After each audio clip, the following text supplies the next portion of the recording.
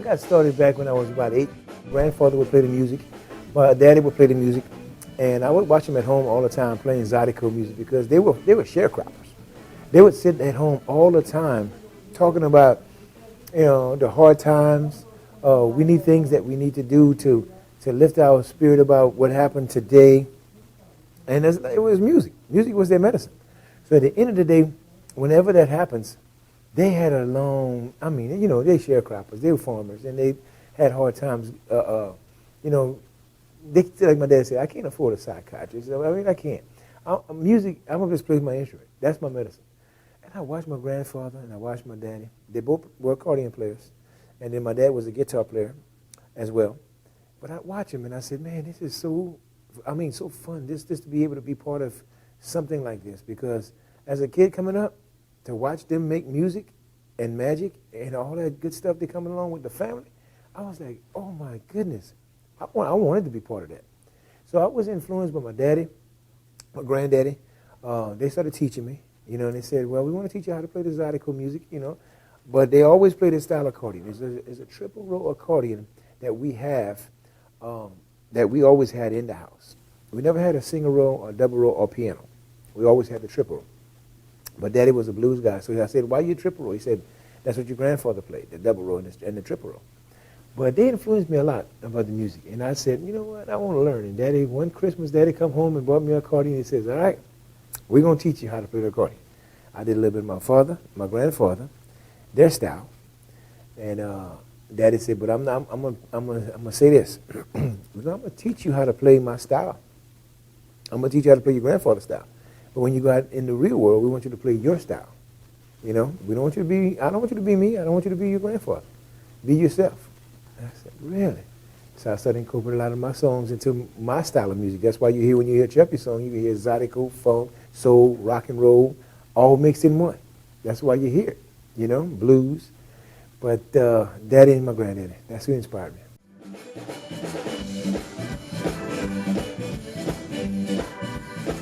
All right, how many albums do we have here? Chubby Carrier and the Bayou Swamp Band have about 14 albums on our belt.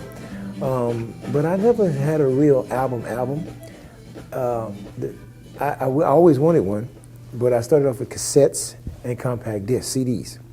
But my daddy didn't even have an album. He used to play a lot of times, But we recorded CDs and all of a sudden compact discs, and I'm telling you, now it ain't no such thing as a CD today because of the new world. It's downloads. But when people hear about what album that we're going to write next and what's going to be the next title, what's going to be the next song, we don't really know. Sometimes we come and we think about what we want to put together. Hopefully the people are going to like it. Because last time I write stuff, I'm saying, hey, man, this is a cool groove. But I don't know. I got to sell it. I'm hoping the people that's got it are going to buy it. And a lot of times, we're taking chances. So we don't have it. We don't understand it. We just put it out there. I'm hoping they like it.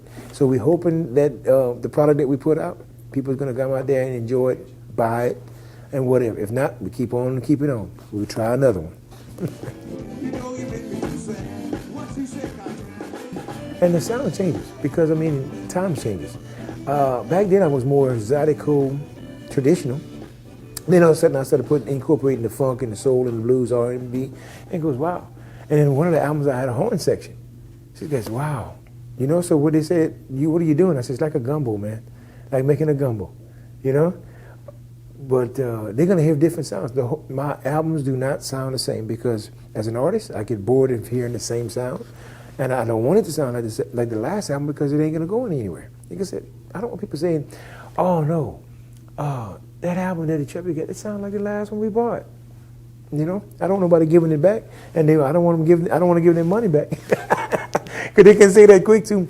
This album's going to sound like the last one. I want my money back.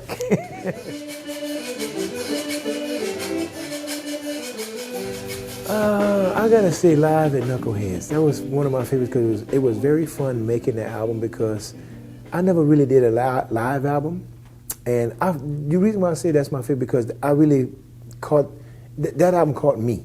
Because in the studio, you feel like I'm just a studio musician, and I don't feel like that's real.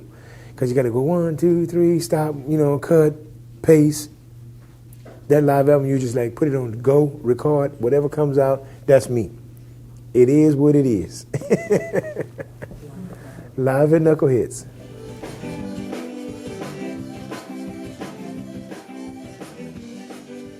Well, you see, when I started touring back in '89, I used to love to tour because I want to take our heritage and our culture and our music and to spread it all over the world. I wanted people to hear it everywhere. I was just that determined as an artist to take the music as far as I possibly can. My grandfather didn't travel, my daddy traveled, but I told my dad, I said, man, people need to hear our music. People need to hear our culture and what we all about in our heritage and to spread it to the world. So I was spreading the Zydeco gospel all over the world. But a lot of times, you know, touring can get tiresome. It can get tiresome because, I mean, you're in and out of these hotels, 8, 9 hours driving every day. It's hard. It's hard. But you got to be determined. You got to be, you got to want to do it, you know? And I wanted to do it. I wanted to do it because I wanted people to hear what our music sound like. I wanted people to know where our music come from, you know? And just like for the Grammys, same thing. People never recognized it because they weren't thinking that it was going to be able to be categorized. But it's been around for so long. You know, that's why we're traveling these dates and spreading the Zydeco all over the world so it can be heard.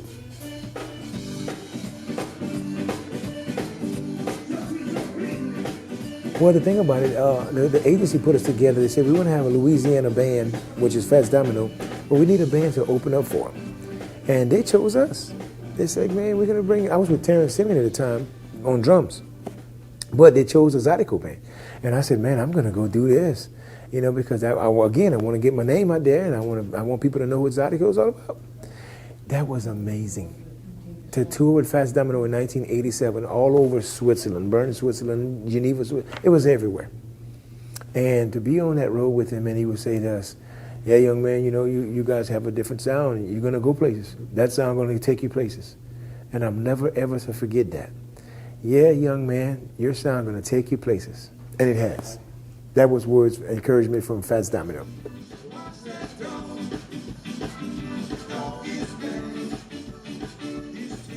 Oh, yeah, my favorite place to play, I got to say, was in Switzerland.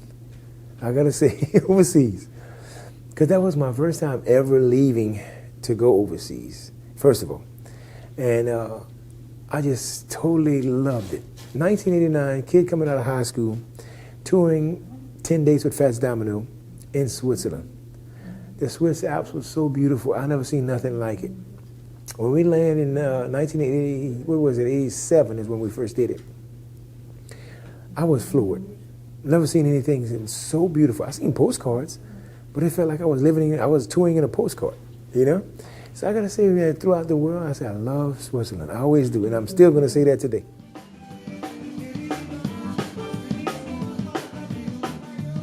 And taking it all over the world, listening to what Fats saying and all these bands telling me, famous people like Fats Domino, Dr. John, telling me, man, your music got a unique sound. Take it as far as you can. And I did. It took me to the Grammys. Won a Grammy in 2010 for the best Zydeco album of the year. And that happened to be the last year they had that category, Zydeco Arcadian album. After that, they let that category go, and they started doing the best regional roots album after that, which consists of Zydeco, Cajun, African, Hawaiian, all combined, all roots music combined in one category. And they call it the best regional roots album. So I was the last recipient to win in the best Zydeco and Cajun album. What album? And that was Zydeco. What album was it? Yeah, you got me confused. I got so many albums, man. Zydeco Junkie. Oh, Lord. Zydeco Junkie was the one that won the Grammy for us. And people can go see it. It's on YouTube. But get to the Grammys, it's the same thing they do on the televised show at the convention center. Same thing. And they tell us all. We had too many categories to televise every band. But what it sound good is that the best Zydeco Arcadian album goes to Chubby Carrier and the Bayou Swamp Band. That was a blessing. That was the one. So I'm the last recipient to winning that category. And I'm going to take it and ride with it. Zydeco Junkie.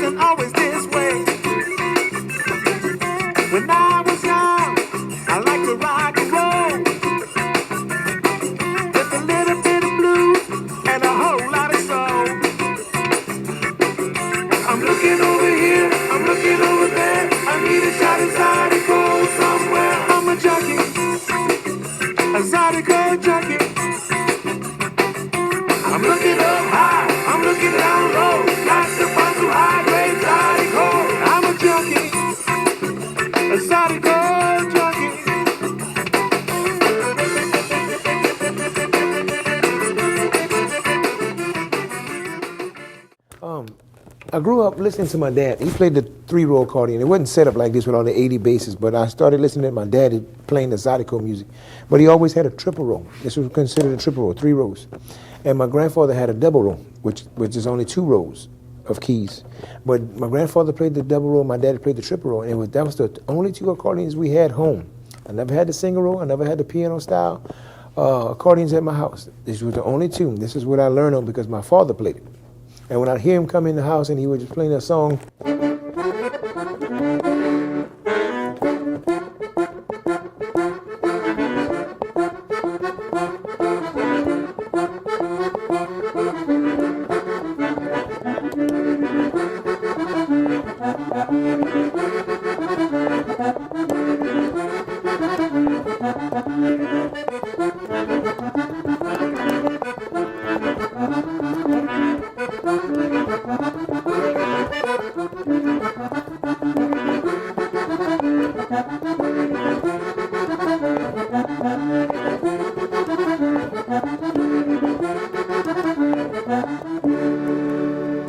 and I hear him play that, and I said, wow.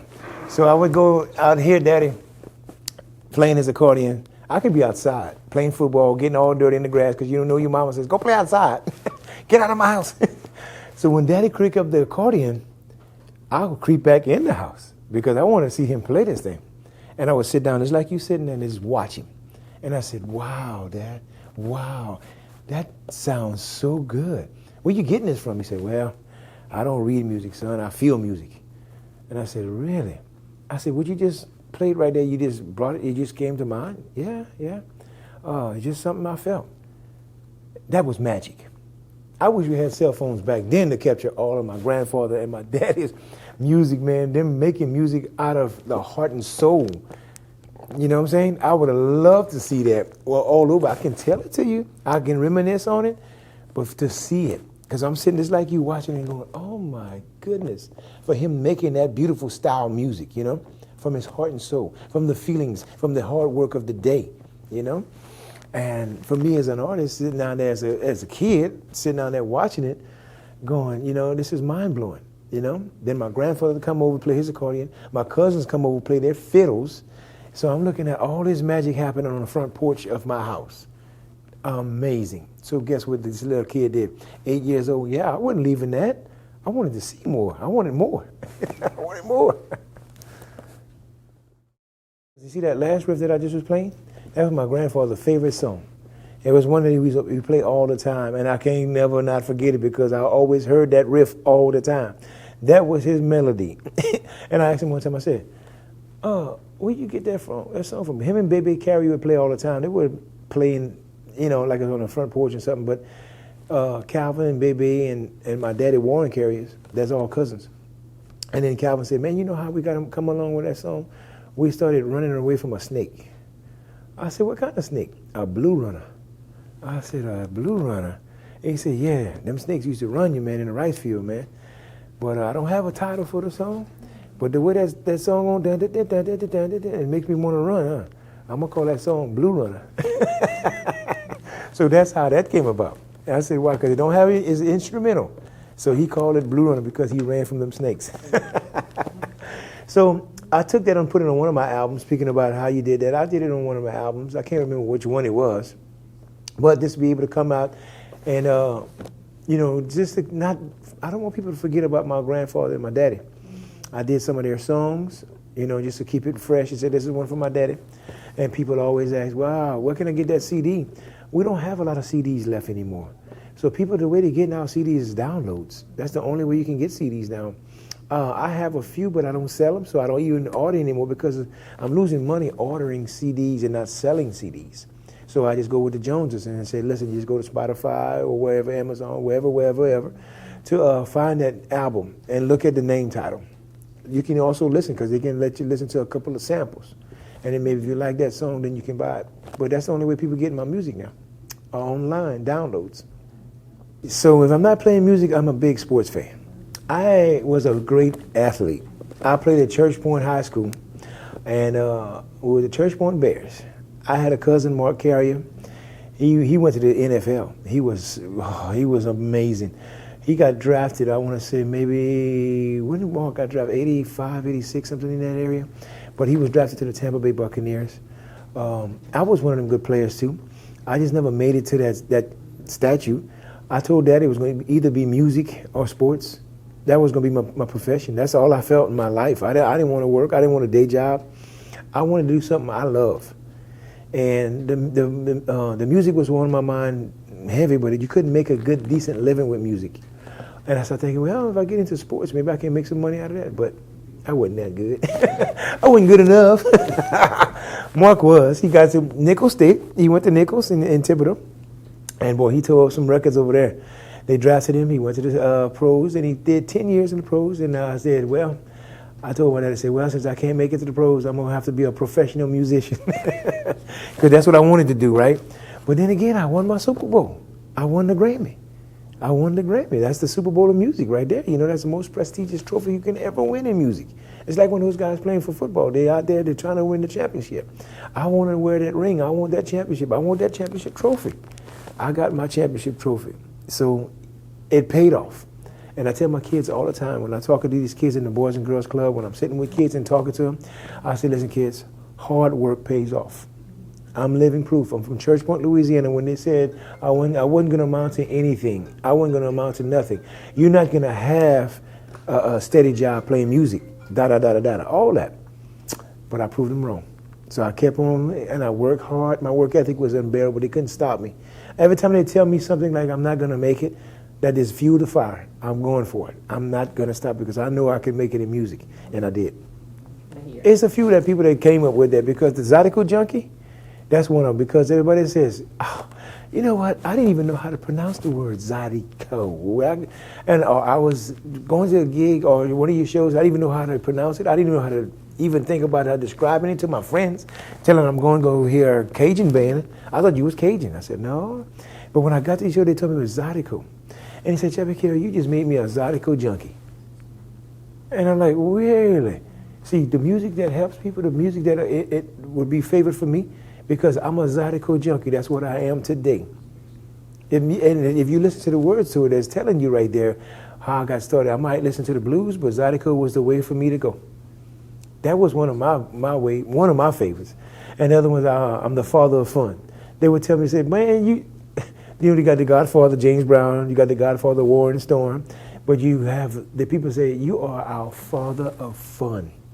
I tell you what, you are something else. Talking about fun, that should be your middle name, you know? So this stuff like that, that's medicine to them. Because it's like, I came out this way, and I never thought in a million years that I'd be sitting up here listening to some Zydeco band from Louisiana. You are our father of fun. So those two there, father of fun and Zydeco junkie, is the two that I would say is medicine for people because it's so high energy. People listen to it and goes, wow, this get my toes tapped, you know? So that's what fuels the fire for them.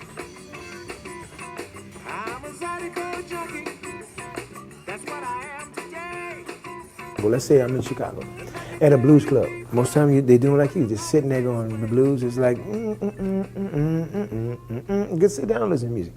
Okay? The next band gonna be up is Chubby Carrier by You Soul Band. They go, oh my God, I can't sit down to this. they get electrocuted. They says, oh my goodness. You know, so when they come in here, a Zydeco band, they're gonna automatically get up and dance. I remember playing at Buddy Guy's Legends in Chicago. And the lady says, nobody is to stand, everybody's to sit because this is a blues club. And I said, ma'am, that's going to be hard to do because I'm a Zydeco band. I'm going to encourage people to get up and dance because I can see them in their chairs. They're about to fall out because they're rocking. What kind of music is this again? I said, you just stay tuned. Wait till I play my first set. At the end of the day, the lady says, oh my God, I've never seen so many people dance in this club ever, not like that and not on that level. I said, I told you, Zydeco music do that to you. And he says, well, how did you make them do it? I didn't make them do it. The music did. Their music is the beat. So yeah, I like when I see people having a good time. And it comes with the territory. You're playing the music and you're sitting up there, it's kind of hard to play. Because I could do some clubs that just sit there and you can't dance. I say, we got to fix this. If y'all don't mind, can you stand up for me? I invite them. And some people say, I couldn't wait till you tell us that. Get these chairs out of here. Yes, because this music is not made to sit down to.